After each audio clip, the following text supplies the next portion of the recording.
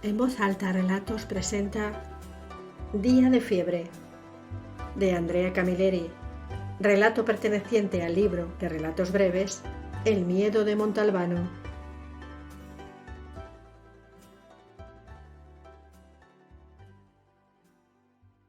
En cuanto se despertó, decidió llamar a comisaría para decir que aquel día no se encontraba con ánimo para nada, que no iría al despacho, pues durante la noche un acceso de gripe lo había asaltado de golpe, como uno de esos perros que se acercan sin ladrar y solo los ves cuando ya te han mordido la yugular.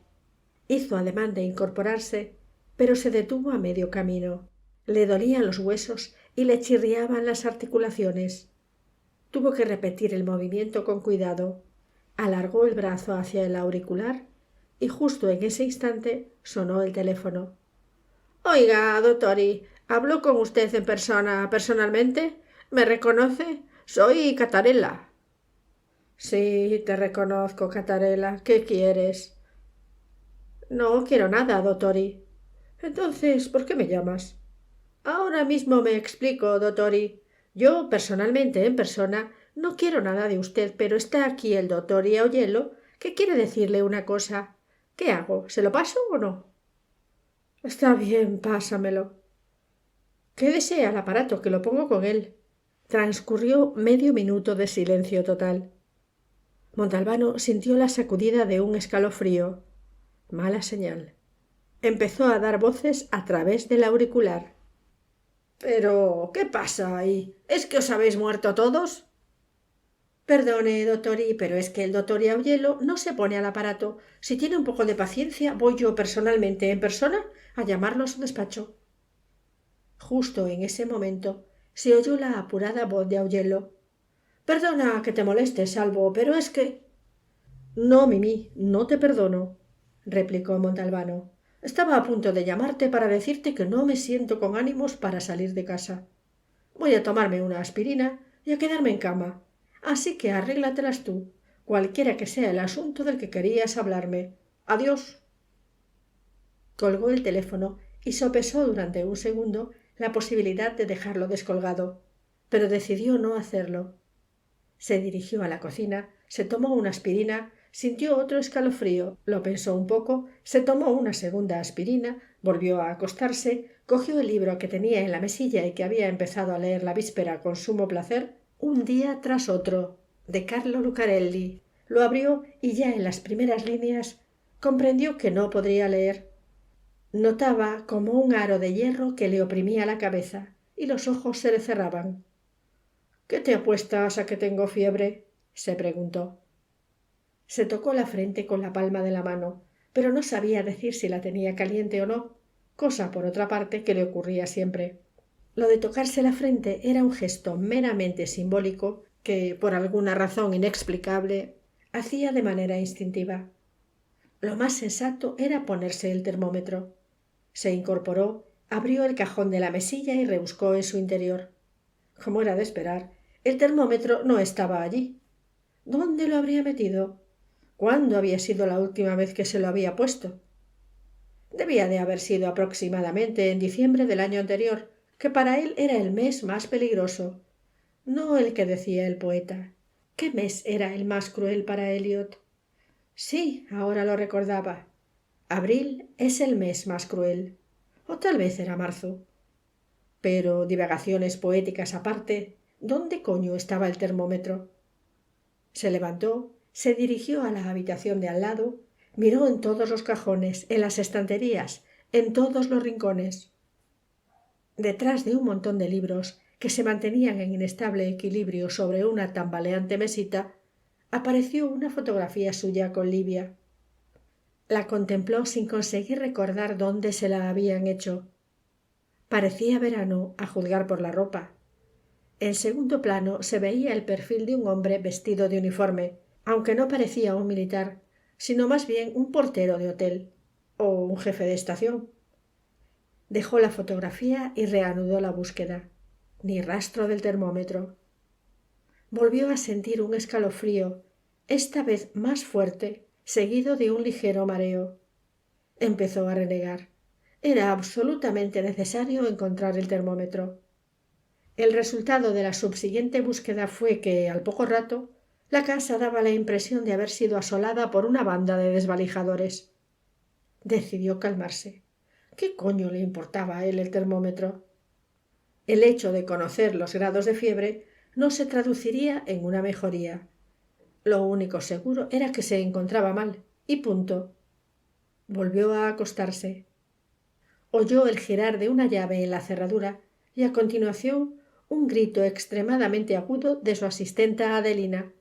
«¡Virgen Santísima! ¡Aquí han entrado ladrones!».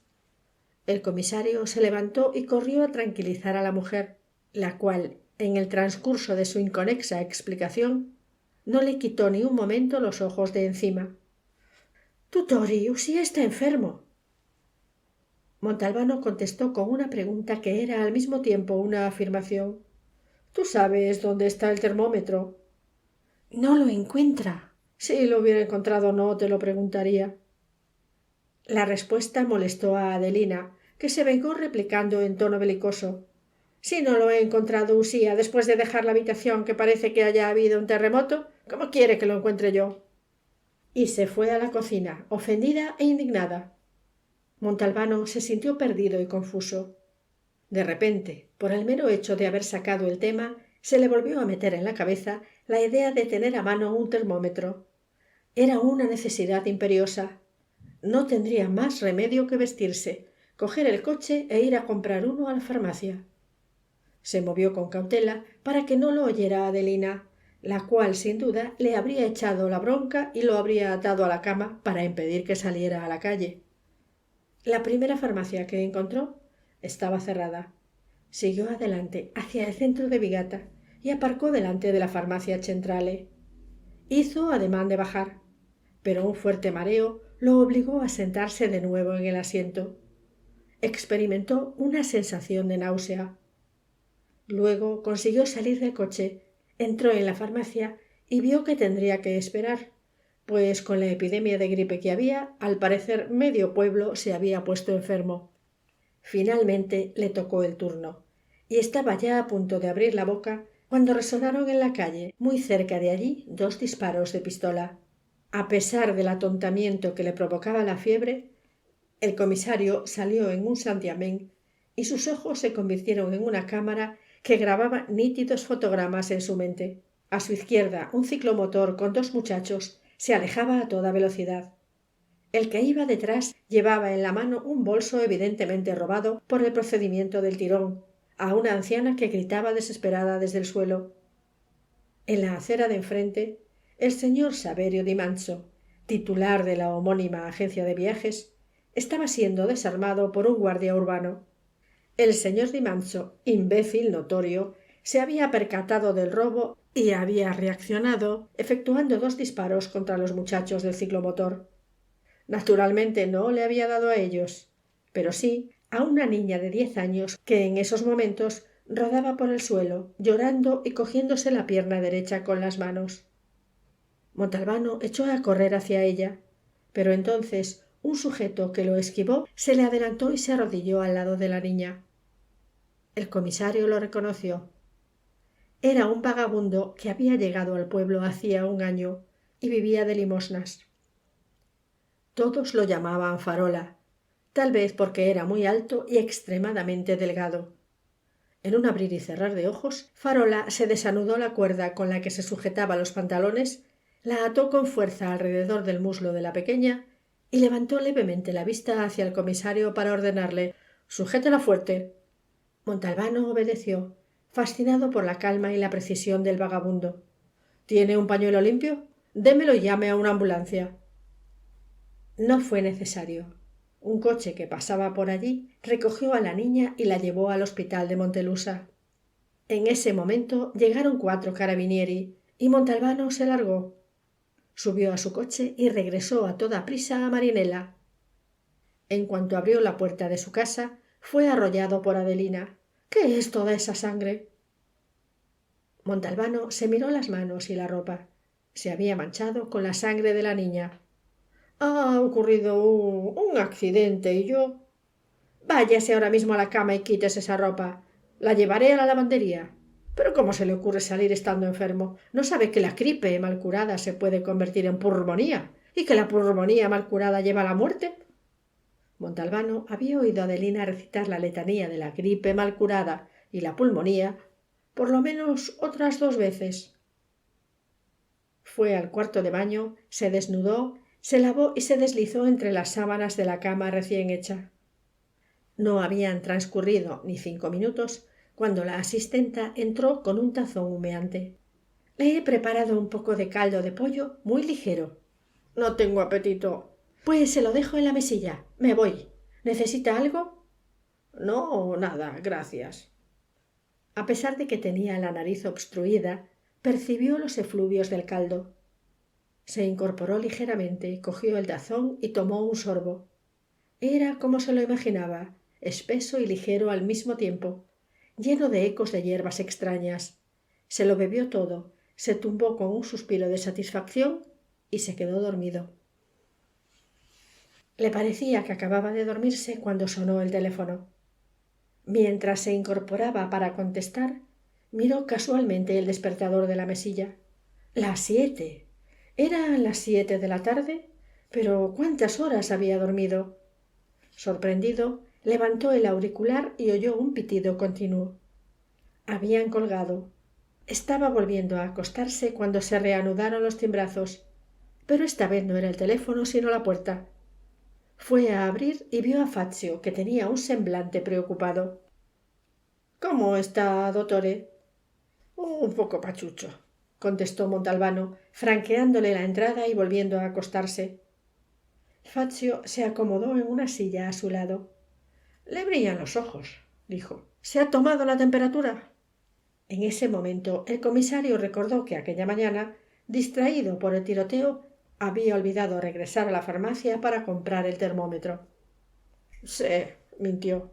«Esta mañana tenía 38. ¿Y ahora?» «No sé. Luego me pondré el termómetro. ¿Hay alguna novedad?» «Ha habido un tiroteo. El cabrón de Di Manzo, el de la agencia de viajes, ha disparado a 2 tironeros, pero no les ha acertado a ellos, sino a la pierna de una pobre niña que pasaba por allí. ¿Lo habéis arrestado?» «Lo han detenido los carabinieri. Han intervenido ellos». «¿Tenéis noticias de la niña?» «Está fuera de peligro. Ha perdido mucha sangre, pero por suerte andaba por allí el Farola. Seguro que usted lo ha visto alguna vez, el vagabundo ese que...» «Sí, lo conozco», dijo Montalbano. «Sigue». «Bueno, pues que ha conseguido detener la hemorragia. Puede decirse que la ha salvado él. Se ha corrido la voz por todo el pueblo y el alcalde ha organizado para mañana una gran fiesta. Ya sabe, estamos en plena campaña electoral y cualquier cagada de mosca sirve para el caldo. En el transcurso del homenaje le entregará las llaves de un apartamento municipal». «¿Sabes cómo se llama?» «Bueno, no tiene ningún documento que le identifique, y él jamás ha revelado su nombre. Por cierto, Fazio, esta mañana me ha llamado Augello. ¿Sabes qué quería?» «Sí, el jefe superior quería una respuesta sobre un asunto y el doctor Augello quería comentarlo con usted, pero creo que ya lo ha resuelto». Menos mal. Podría quedarse tranquilamente en casa hasta que se le curara la gripe, sin que nadie le tocara los cojones. Fazio se quedó charlando cosa de media hora y se fue. Ya eran más de las 8. Montalbano se levantó y nada más ponerse de pie, la cabeza empezó a darle vueltas. Las molestias aún no habían desaparecido. Marcó el número de Livia en Bocadase, pero no obtuvo respuesta. Demasiado pronto. Por regla general, las conversaciones telefónicas entre él y su novia solían tener lugar pasada la medianoche. Abrió el frigorífico. Pollo hervido y una serie de guarniciones para hacerlo más apetecible. Dudó un instante y después optó por un plato de pimientos en salsa agridulce y unas cebollitas en vinagre. Se acomodó en el sillón delante del televisor y mientras comía con desgana se puso a ver una película que se titulaba Los cazadores del Edén. Ya en las primeras escenas comprendió que se trataba de una historia absurda, pero la estupidez de las imágenes y de los diálogos lo fascinó de tal modo que siguió toda la película con religiosa atención hasta el fatídico de End. ¿Y a continuación qué? Sintonizó un canal nacional donde acababa de empezar un debate con el título ¿Tiene valor hoy en día la fidelidad? El conductor del espacio, de perenne sonrisa pretendidamente irónica que, sin embargo, resultaba opresivamente servil, presentó a los invitados una duquesa casada con un empresario, pero famosa por su interminable colección de amantes, tanto del sexo masculino como del femenino. Hablaría de la fidelidad en el matrimonio. Un político que, desde la izquierda más radical, había ido saltando progresivamente hacia la derecha más extrema. Este defendería el valor de la coherencia en la actividad política. Un ex cura que se había hecho hippie, luego budista y más tarde integrista islámico, hablaría sobre la necesidad de la fidelidad a la propia religión. La diversión estaba asegurada. Montalbano siguió el programa hasta el final, soltando de vez en cuando sonoras carcajadas. Apagó el televisor y comprobó que la fiebre le había vuelto a subir. Fue a acostarse, pero ni siquiera intentó abrir la novela de Lucarelli. Estaba empezando a notar el doloroso aro alrededor de la cabeza. Apagó la lámpara de la mesilla y, después de dar innumerables vueltas en la cama, el piadoso sueño lo tomó de la mano y se lo llevó consigo. Abrió los ojos a las 3:30 de la madrugada y enseguida advirtió que la fiebre estaba cociéndolo vivo. Pero no solo la fiebre, sino también un pensamiento que se le había ocurrido antes de quedarse dormido y que lo había acompañado en el sueño impidiéndole descansar debidamente. No, no era un pensamiento, sino más bien una secuencia de imágenes y una pregunta. Le habían vuelto a la mente los gestos del farola mientras atendía a la niña herida, penetrantes y contenidos, solícitos y distantes a un tiempo, en una palabra, profesionales. Ni él mismo habría sabido hacerlos. Y la pregunta se podía resumir de la siguiente manera: ¿quién era realmente el farola? Fue entonces cuando, en medio del delirio provocado por la enfermedad, la cabeza lo indujo a pensar que si no se medía la fiebre con el termómetro, jamás le bajaría. Se dirigió a la cocina, bebió 3 vasos de agua, se vistió de cualquier manera, salió, subió al coche y se puso en marcha. No se daba cuenta de que iba conduciendo en zigzag, pero por suerte pasaban muy pocos vehículos. La primera farmacia seguía estando cerrada. La farmacia Centrale también, pero un cartelito que había colgado en la persiana metálica invitaba a acudir a la farmacia Lopresti, cerca de la estación. Soltando maldiciones, volvió a subir al coche. La farmacia se encontraba en la misma manzana que la estación. La persiana estaba bajada, pero dentro había luz. Le dijo al adormilado farmacéutico que quería un termómetro, y el hombre regresó al cabo de unos minutos. «Se han terminado», dijo, y cerró violentamente la ventanilla. A Montalbano se le hizo en la garganta un nudo de angustia. Se vio perdido. Si no se tomaba la temperatura, la fiebre adquiriría carácter crónico. Justo en ese instante vio al farola, quien con un saco a la espalda se acercaba a la taquilla de la estación. Con la rapidez de un relámpago, el comisario comprendió que el vagabundo tenía intención de largarse, de escapar. Quería evitar la ceremonia organizada por el alcalde, que inevitablemente habría llevado a su identificación, cosa que cualquiera sabía desde hacía cuánto tiempo, él trataba de evitar. «¡Doctor!», gritó, sin saber por qué razón había llamado con aquel título al vagabundo. Pero el impulso le salió de dentro, de lo más profundo de su condición de hombre nacido con instinto de caza. El farola se detuvo en seco y se dio lentamente la vuelta, mientras Montalbano se le acercaba. Cuando llegó hasta él, el comisario comprendió que aquel viejo que tenía delante estaba aterrorizado. «No tenga miedo», le dijo. «Sé quién es usted», replicó el farola. «Usted es comisario y me ha reconocido. Tenga compasión de mí. He pagado mi error y sigo pagándolo. Yo era un médico apreciado y ahora solo soy un desperdicio humano. Pero aún así no soportaría la vergüenza, No podría resistir que la vieja historia volviera a aflorar a la superficie. Tenga compasión de mí y deje que me vaya. Unas gruesas lágrimas le caían sobre la raída chaqueta. No se preocupe, doctor. No tengo ningún motivo para retenerlo. Pero antes tengo que pedirle un favor. ¿A mí? Preguntó extrañado el vagabundo. Sí, a usted. ¿Puede decirme cuánta fiebre tengo?